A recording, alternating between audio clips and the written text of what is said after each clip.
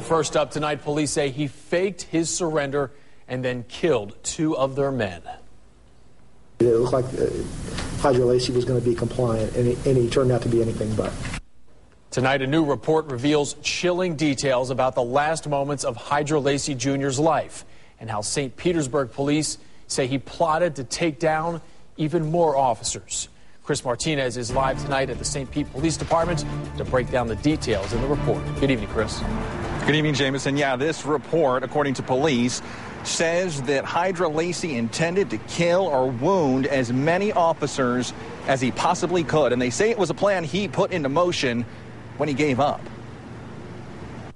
In the attic of his estranged wife's home, with an officer standing over him, Hydra Lacy surrendered.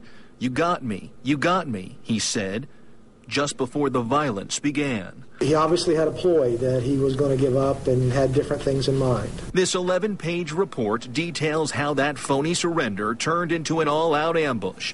Somewhere in the attic where Lacy was hiding, police say he'd also hidden a gun. And moments after Officer Jeff Yaslowitz found him, just after Lacy said he was giving up, there was a struggle. Bullets were fired, and this officer was shot dead. Those 2 bullets were the first of nearly 300 fired that morning. The report outlining how rescue attempts were planned after Lacy told negotiators Yaslowitz was alive. But in the attic, police say Lacy plotted to kill even more, moving the dead officer's body so it could be seen from the attic's entrance, putting other officers right in Lacy's line of fire if they tried to rescue him.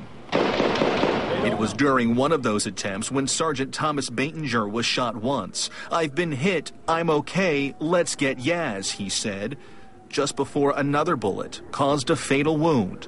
It would not be long after that when police bullets fired through the ceiling would end Lacy's life, the suspect telling friends in his final phone call he'd shot 3 officers and was saying his goodbyes. I knew what was going to be in here, per se, and I knew, but reading it again brings up it's just taking a scab off a wound.